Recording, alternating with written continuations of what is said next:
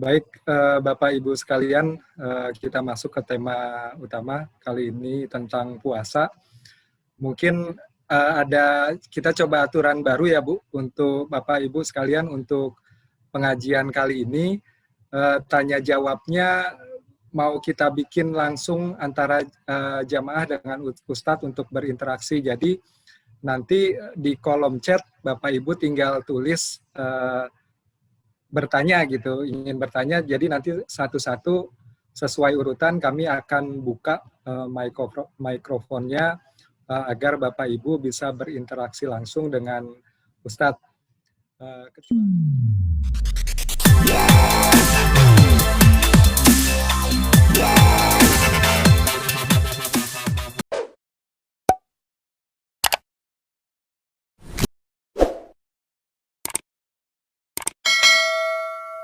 Kita masuk ke materi tentang puasa yang akan dikaji oleh Ustadz Haji Ahmad Taufan Firdaus. Untuk waktunya kami persilahkan Ustadz. Jamaah yang dimuliakan Allah Subhanahu wa taala, hari ini kita akan membahas tentang puasa. Nah, puasa ini secara bahasa artinya imsak. Jadi secara bahasa as-saumu sama dengan imsak. Tapi di sini imsak ini artinya apa? Mencegah atau melarang atau ya tidak melakukan sesuatu, namanya imsak. Tidak boleh melakukan sesuatu, mencegah, melarang atau tidak melakukan sesuatu. Ini imsak secara hakiki. Jadi yang namanya puasa itu adalah imsak mulai kapan? Sejak terbitnya matahari sampai terbenamnya matahari. Harus imsak. Harus imsak artinya tidak atau dilarang melakukan perbuatan-perbuatan yang bisa membatalkan puasa. Ya, itu namanya secara syariat. Puasa secara syariat adalah mencegah atau melarang dari semua perkara-perkara yang membatalkan puasa sejak terbitnya matahari sampai terbenamnya matahari. Ingat, dari sejak terbitnya matahari. Tapi orang tua dulu, orang tua kita zaman dulu, termasuknya yang sudah tua juga jamaah ini, pasti mengalami, iya semuanya, jamaah kan nggak muda semua, ya ada yang tua juga. Artinya waktu zaman kita masih orang tua, saya masih ngalamin tuh, meskipun saya masih muda, tapi saya masih ngalamin, gitu ya. Nah, dulu ada namanya imsak. Itu bukan waktu matahari terbit, bukan waktu subuh, bukan. Akan tetapi 10 menit atau 15 menit sebelum waktu subuh. Benar ya? Ada begitu ya? Itu kalau di kampung biasanya pakai kentongan, tong tong tong tong tong tong tong tong tong tong tong gitu. Berarti sudah imsak. Artinya apa? Kalau imsak zaman dulu bukan subuh, itu orang tua udah sahurnya berhenti begitu. Tapi itu jamaah yang dimuliakan Allah, jangan dipermasalahkan. Karena ada beberapa ustadz yang mempermasalahkan hal tersebut sehingga membuat polemik di sekarang-sekarang ini. Padahal zaman dulu kita aman-aman aja, nggak ada masalah tentang yang namanya imsak itu. Bukan berarti kita juga memahami pada saat imsak itu berarti tidak boleh makan, gitu ya. Pada saat yang dibilang sama orang tua imsak, kalau di TV-TV suka ada imsak 10 menit sebelum waktu subuh, itu bukan imsak yang hakiki, bukan. Tapi imsak untuk kegiatan yang rapi, yang diatur oleh orang tua kita. Kenapa 10 menit suruh berhenti makan sebelum waktu subuh? Kenapa 15 menit kita suruh berhenti makan atau minum sebelum subuh? Sahurnya suruh berhenti. Karena apa? Karena orang tua dulu itu memang rapi kerjaannya. 10 menit sebelum subuh, 15 menit sebelum subuh, udah suruh selesai sahurnya. Kenapa? Suruh mandi. Mandi, siap-siap untuk apa? Untuk apa? Untuk sholat subuh, berangkat ke masjid, begitu. Iya, ini yang memang yang namanya orang tua zaman dulu tuh ngaturnya kayak begitu. Memang dengan cara yang kadang-kadang kita juga nggak ngerti dari mana asal-usulnya. Banyak kan ajaran orang tua, jangan duduk di atas bantal. Nanti apa? Ya padahal mah kan nggak bisulan juga. Saya kalau nggak duduk di atas bantal, kalau ambeien gimana? Kan malah tambah susah. Jangan duduk di tengah pintu. Coba, ntar apa? Jodohnya susah, kan begitu? Iya, orang tua zaman dulu tuh ngajarin tuh aneh-aneh, tapi memang benar. Makan harus habis sampai bersih. Ini sunnah Nabi. Tapi ada alasannya. Nanti kalau nggak bersih, ayamnya siapa? Ayam pada mati. Itu yang punya ayam. Kalau kayak saya nggak miara ayam gimana? Tapi memang begitulah orang tua kita. Jadi maksud saya, ketika ada orang tua mengajarkan imsak yang memang bukan imsak hakiki, yang memang adalah imsak yang diajarkan supaya kita rapi. 15 menit, 10 menit suruh berhenti, sahur, mandi, atau kalau nggak mandi siap-siap wudhu, udah sikat gigi bersih semuanya, berangkat ke masjid. Artinya nanti sampai masjid itu masih dapat yang namanya tahiyatul masjid. Kemudian ada nanti kalau udah waktu masuk subuh, ada kita dapat 2 rakaat sebelum subuh dan lain sebagainya. Ini orang tua zaman dulu. Jadi saya ulangi lagi, saya kembalikan bahwasannya puasa as-saumu dalam bahasa Arab atau siam itu berarti dalam bahasa Arab secara bahasanya adalah al-imsak. Imsak itu mencegah. Nah, secara syariat yang namanya puasa adalah mencegah dari perkara-perkara yang membatalkan sejak terbitnya matahari, gitu ya. Sejak terbitnya matahari. Jadi kalau waktu imsak ada waktu imsak sudah masuk, itu bukan waktu imsak yang hakiki. Waktu imsak yang hakiki adalah waktu terbitnya fajar, waktu subuh sudah datang. Kalau sudah Allahu Akbar, nah ini artinya sudah adzan, ini sudah mulai waktu puasa. Tapi kalau imsak yang dilarang oleh orang tua adalah imsak supaya kita rapi-rapi. Artinya masih boleh makan di situ, meskipun sudah dekat-dekat subuh, makannya juga nanti jadi keburu-buru, kan gitu ya. Nah, jamaah yang dimuliakan Allah, itu yang namanya puasa secara bahasa dan secara dan bahasa dan syariat. Kemudian yang berikutnya, yang namanya puasa ya, secara dasarnya itu pasti orang mengatakan kalau udah datang bulan puasa itu pasti penceramah mengatakan ya ayyuhalladzina amanu kutiba alaikumusiyam. Ini dasar yang pertama. Ya, ayat surat Al-Baqarah ayat 183. Kalau memang as-siyam di situ yang dimaksud oleh para mufassirin adalah puasa bulan Ramadan. Tapi lebih tepatnya lagi itu di surat Al-Baqarah 185-nya. Syahrul Ramadan alladzi unzila fihi al-Qur'an hudan lin-nasi wa bayyinatin minal huda wal furqan. Faman syahida minkumus syahra falyasumhu, gitu ya. Barang siapa syahrul Ramadan alladzi unzila fihi al-Qur'an. Bulan puasa atau bulan Ramadan adalah bulan di mana diturunkannya Al-Qur'an. Unzila fihi al-Qur'an hudal linnas, Al-Qur'an itu untuk petunjuk bagi manusia. Wa bayyinatin minal huda wal furqan, dan penjelasan dari semua petunjuk-petunjuk dari Al-Qur'an Al-Qur'an Al-Karim. Ya, jadi Al-Qur'an diturunkan di bulan Ramadan, Al-Qur'an sebagai petunjuk dan penjelasan daripada petunjuk tersebut. Faman syahida minkumus syahra, barang siapa yang melihat bulan. Bulan yang dimaksud adalah hilal. Jadi kalau orang sudah melihat hilal, itu besokannya wajib untuk puasa, ya. Barang siapa yang melihat hilal di akhir bulan Sya'ban, maka besokannya wajib puasa. Karena bulan Hijriah itu jamaah yang dimuliakan Allah, itu ada kalanya 29 hari, ada kalanya 30 hari. Kalau bulan Syamsiah itu ada kalanya 30 hari, ada kalanya 31 hari. Kecuali di bulan Februari. Ada yang 28, ada yang 29, 4 tahun sekali, namanya tahun kabisat. Nah, kalau di bulan Hijriah itu biasanya ada dua tanggal akhirnya. Kalau enggak akhirnya 29, kalau enggak 30. Jadi di bulan Hijriah itu enggak ada tanggal 31. Kalau enggak tanggal 29, tanggal 30. Makanya nanti biasanya kalau sudah masuk bulan Sya'ban, tanggal 29 Ramadan, tanggal 29 Sya'ban, sorenya dilihat. Sorenya dilihat ada hilal apa enggak. Ya, hilal muncul atau belum. Kalau sudah muncul hilal tanggal 29, ini yang biasanya dilakukan oleh Kementerian Agama yang namanya sidang itsbat, penetapan bulan Ramadan. Dilihat tanggal 29 itu, ada hilal atau enggak? Kalau ada hilal, maka besokannya sudah wajib berpuasa. Berarti Sya'bannya cuma 29 hari.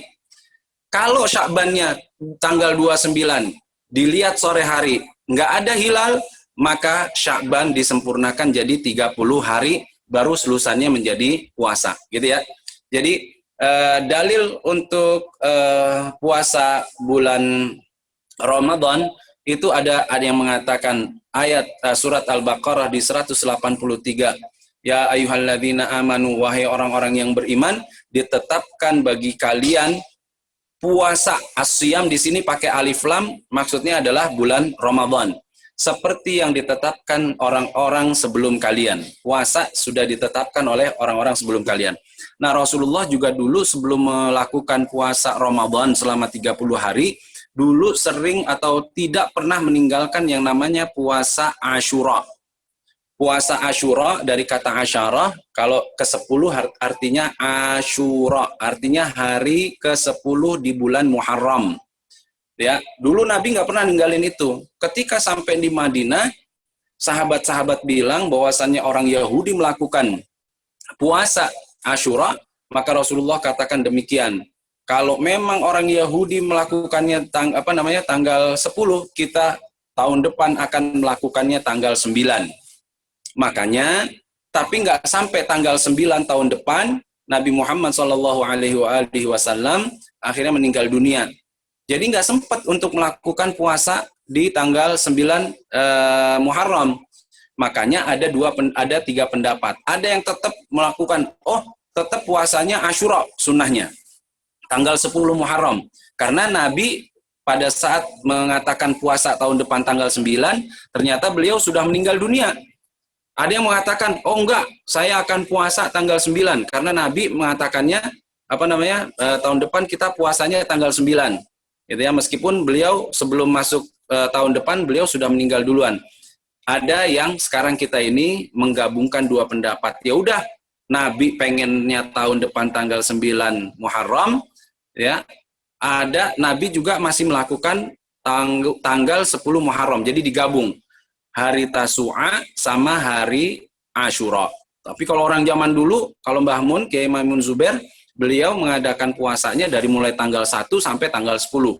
Bahkan zaman dulu, orang tua dulu, kakek-kakek saya itu, kalau puasa bulan Muharram, dari tanggal 1 sampai, pokoknya semua bulan Muharram adalah hari yang baik. Banyak dipuasain di bulan tersebut, karena itu adalah syahrullah.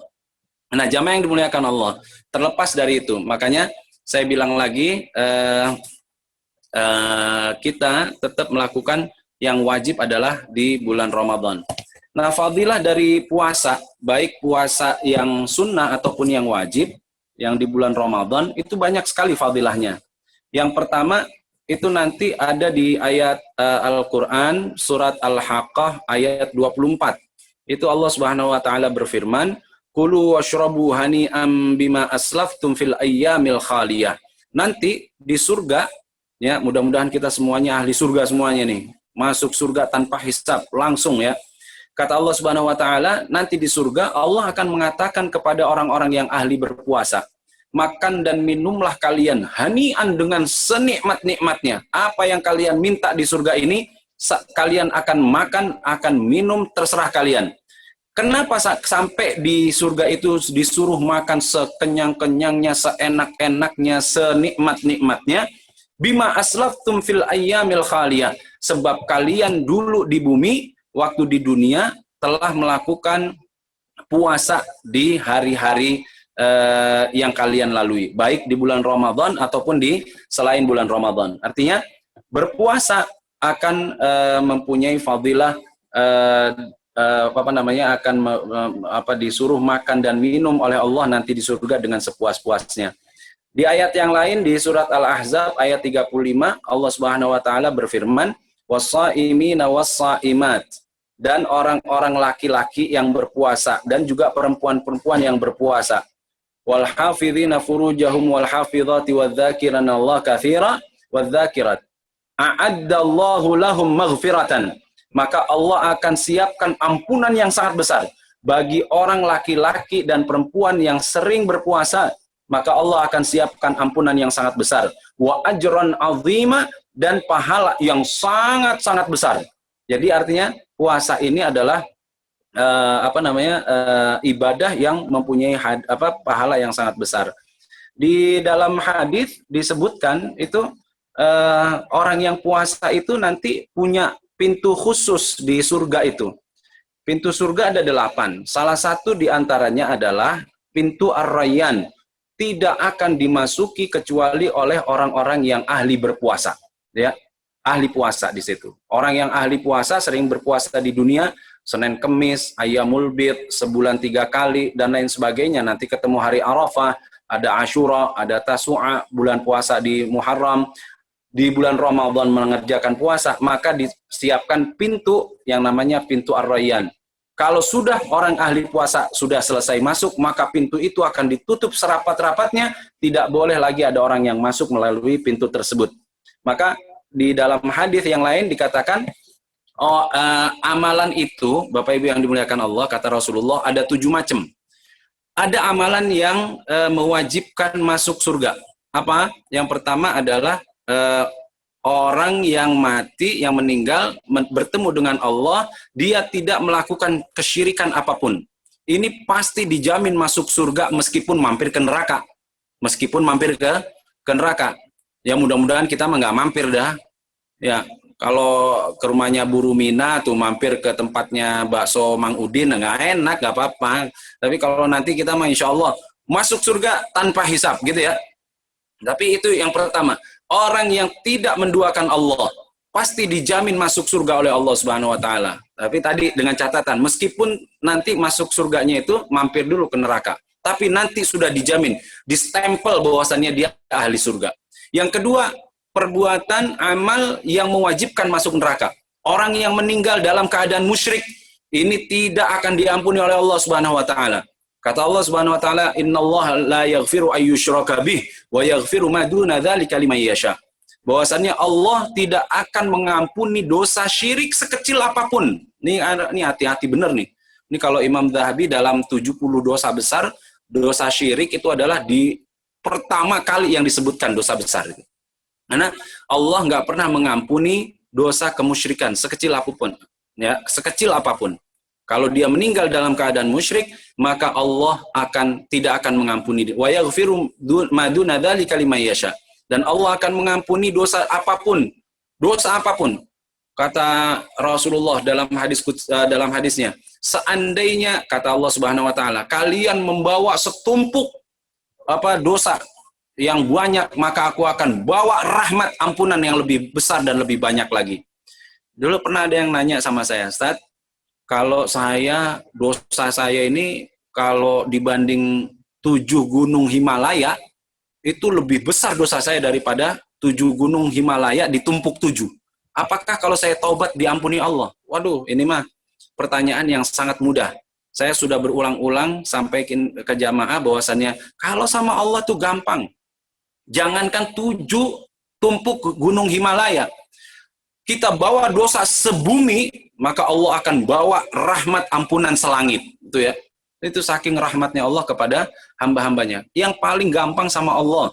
Pada saat kita udah ngelakonin dosa banyak banget, itu dengan cara angkat tangan, ya, angkat tangan, mata disipitin, mulut dimenyotin. Gini ya. Nih, saya ajarin.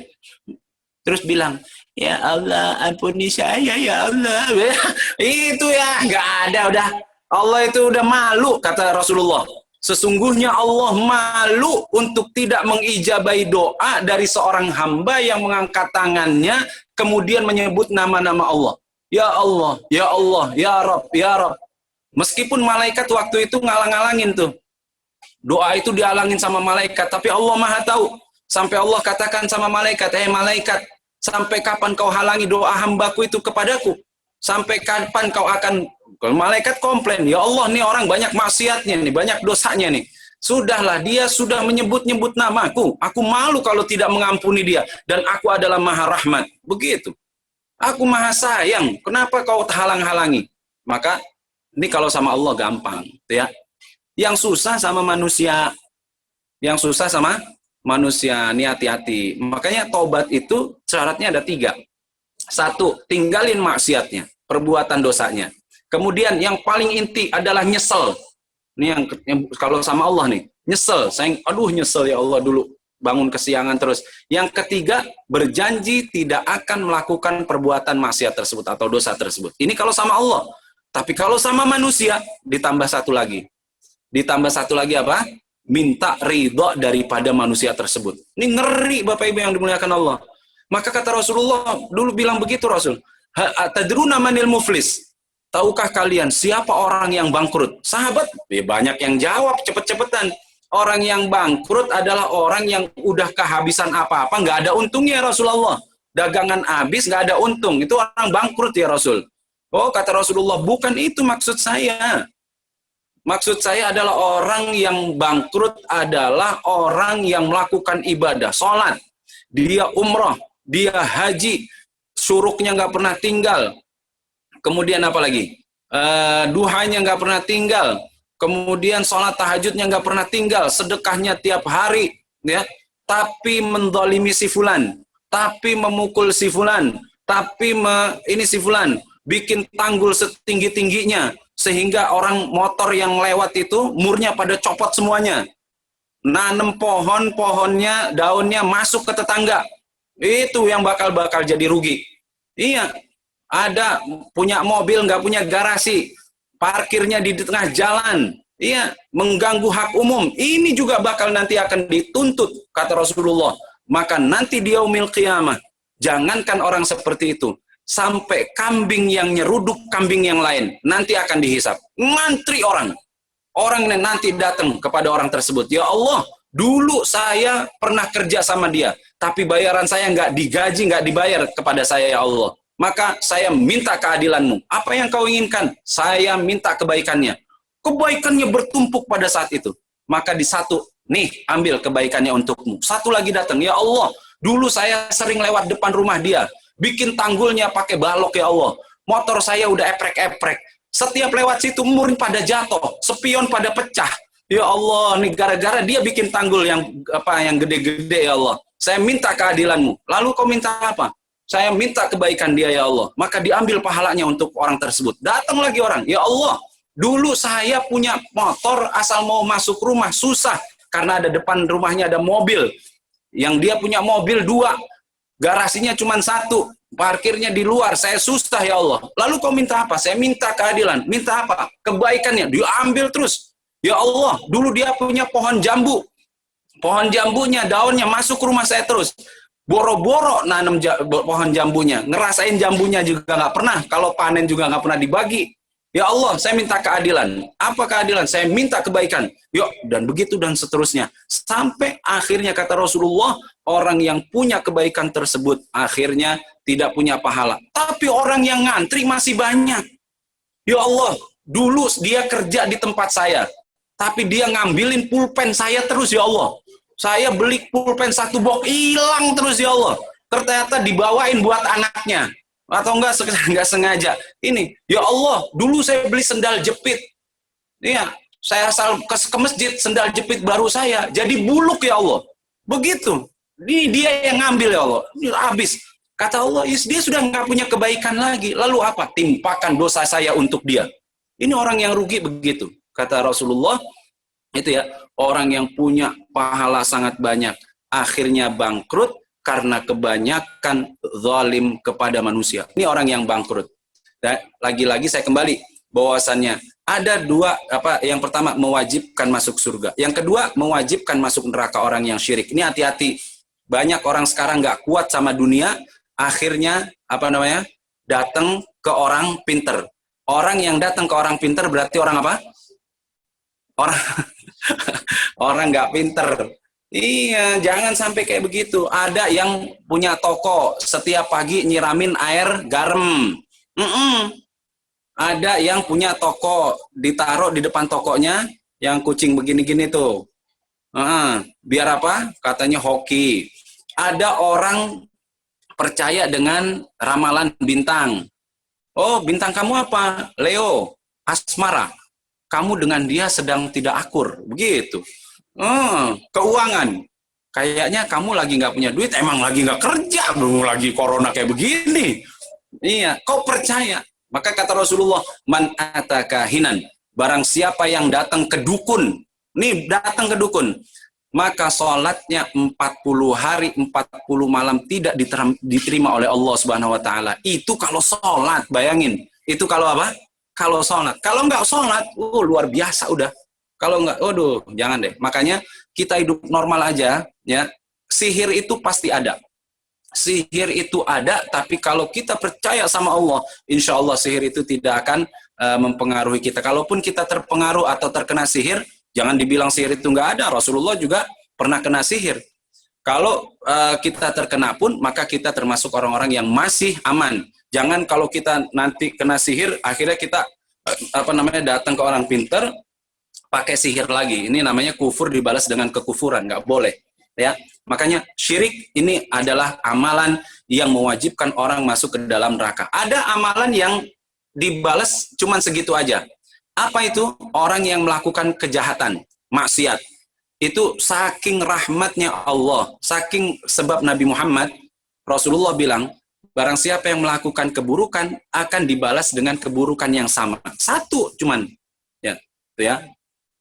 Yang keempat ada yang sama nih, amal yang dibalas begitu juga.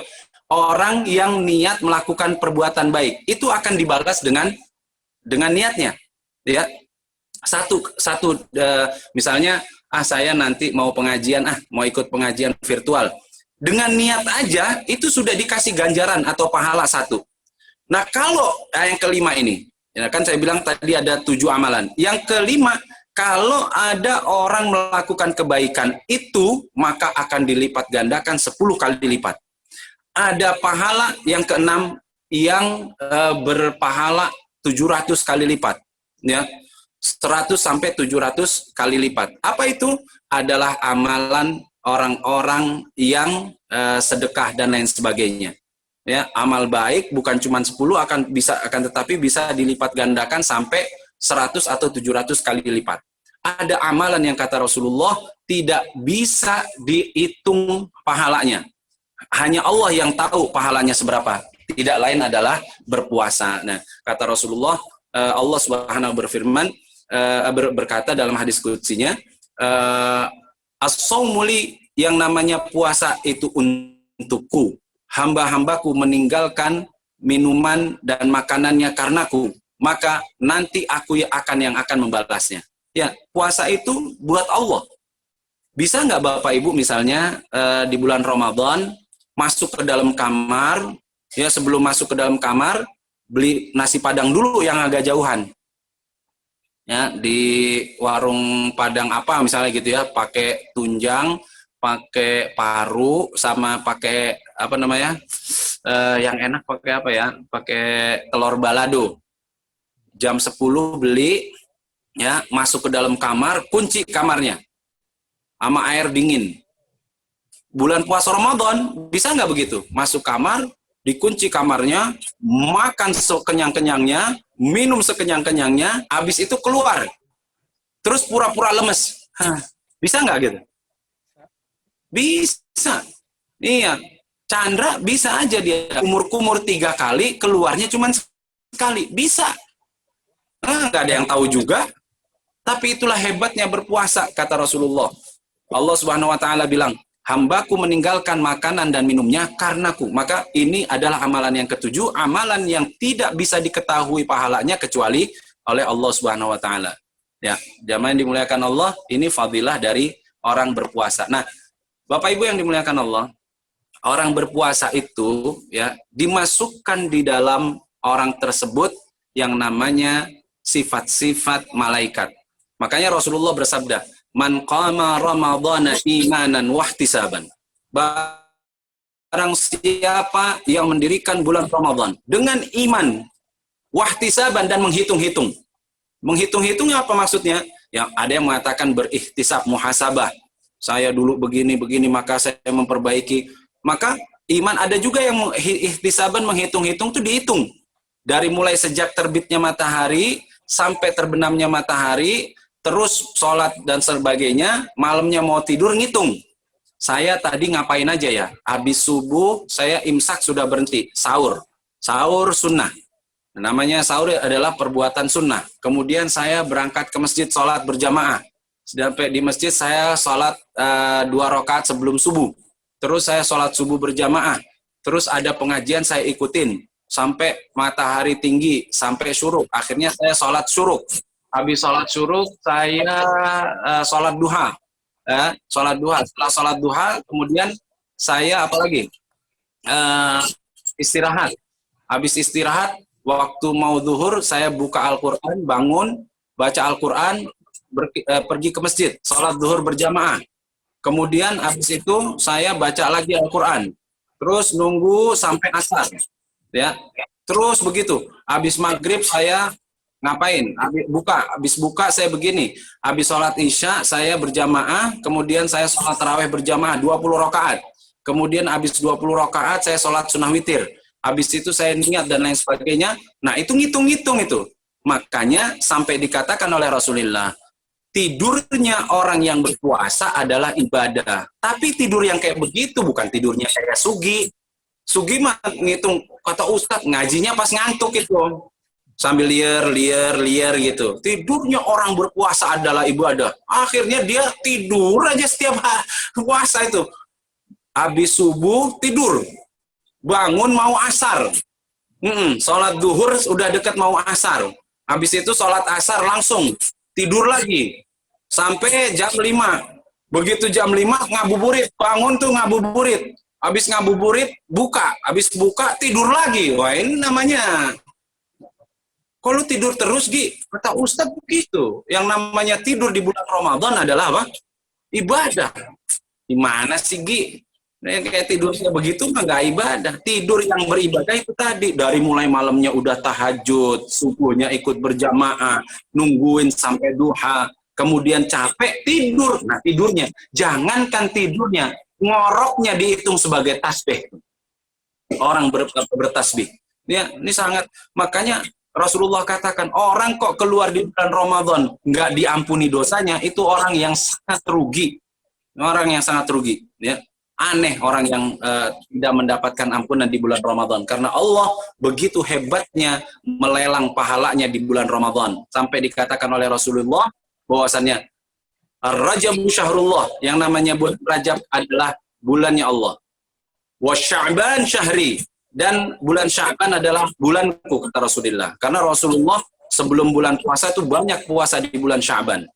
Wa Ramadan, dan bulan Ramadan adalah syahru ummati, bulannya umatku. Nah, jamaah yang dimuliakan Allah, ini lagi-lagi saya katakan bahwasanya bulan Ramadan yang begitu hebat dimasukkan sifat-sifatnya malaikat. Apa sifat malaikat? Malaikat enggak tidur. Kita diminta untuk sedikit tidur di bulan Ramadan. Malaikat enggak makan. Kita dimasukin situ. Enggak makan dari mulai terbitnya matahari sampai terbenamnya matahari. Malaikat kerjaannya ibadah terus. Nah, makanya kita juga di bulan Ramadan disunahkan untuk memperbanyak ibadah daripada di bulan-bulan lainnya. Terutama untuk membaca Al-Quran. Dalam bulan Ramadan, Al-Quran sangat-sangat penting. Makanya harus muhasabah. Udah Ramadan berapa kali kita lalui? Sudah berapa kali khataman yang sudah kita khataman? Alhamdulillah Atintur masih punya program khataman Al-Quran. Setiap 7 bulan itu atau 8 bulan, insya Allah jamaah sudah selesai khataman terus. Setahun sekali paling nggak jamaah itu kalau aktif ikut program tadarus, insya Allah akan selama 1 tahun khataman 1 kali. Nah, untuk syarat wajibnya berpuasa, jamaah yang dimuliakan Allah, 1 adalah orang Islam. Orang kafir nggak wajib untuk berpuasa. Yang kedua, orang itu harus mukallaf. Mukallaf itu artinya apa?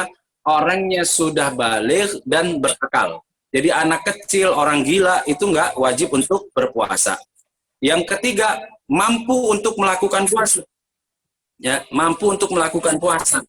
Mampu ini ada secara apa namanya? Secara zahir, secara fisik, yaitu apa? Orang yang mampu memang mampu berpuasa, ya. Kayak orang tua udah nggak wajib lagi dia puasa, tapi untuk membayar apa? Membayar fidyah. Begitu juga orang yang sakit yang sudah tidak bisa diharapkan lagi kesembuhannya, dia tidak wajib berpuasa, tapi wajib untuk membayar apa? Fidyah. Kemudian untuk secara syariat, ada orang yang mampu puasa tapi nggak boleh puasa. Seperti siapa? Orang yang haid. Orang haid, meskipun dia mampu, haram hukumnya untuk berpuasa. Begitu juga orang yang nifas. Orang yang nifas, wanita yang nifas, mampu berpuasa, tapi dia haram hukumnya untuk berpuasa. Yang keempat adalah sehat. Sehat, maka orangnya yang sehat harus berpuasa wajib. Maka orang sakit tidak wajib untuk berpuasa. Orang yang sakit boleh tidak berpuasa, akan tetapi mengganti puasanya di hari yang lain. Yang kelima, orangnya berada di tempat tidak berpergian, ya, tidak berpergian. Artinya orangnya ada di rumah, nggak kemana-mana, ini wajib untuk berpuasa. Orang yang musafir boleh untuk tidak berpuasa. Nah, jamaah yang dimuliakan Allah, puasa itu sebenarnya ada macam-macam nih. Ada puasanya apa namanya? Ada puasanya orang yang apa namanya? Orang yang umum. Orang yang umum itu orang yang awam. Ini kita banyak orang puasa tapi menggugurkan wajibnya saja. Ini namanya, ini kayaknya puasa kita ini. Puasa yang hanya menggugurkan kewajiban. Nah, mudah-mudahan kita bisa naik. Dinamakan dengan yang kedua, puasanya orang khusus. Puasanya orang khusus ini bukan cuma puasa secara zahir, akan tetapi hatinya juga ikut berpuasa. Kata Rasulullah, rubba shaimin wa laisa lahu min siyamihi illal ju' wal 'atash. Banyak orang yang berpuasa akan tetapi tidak mendapatkan dari puasanya kecuali lapar dan haus. Ini puasanya orang yang khusus. Ada puasanya orang yang sangat-sangat khusus. Ini orang-orang yang puasanya sudah apa namanya? Sudah melampaui yang kita apa namanya? Yang kita lakukan, ya. Nah, jamaah yang dimuliakan Allah, orang yang khusus khawas adalah orang yang ya sudah menjaga bukan cuma zahirnya saja, akan tetapi hatinya juga dijaga pada saat berpuasa. Maka tidak lagi dia seperti ya kita mah puasa nonton gosip juga. Gitu ya.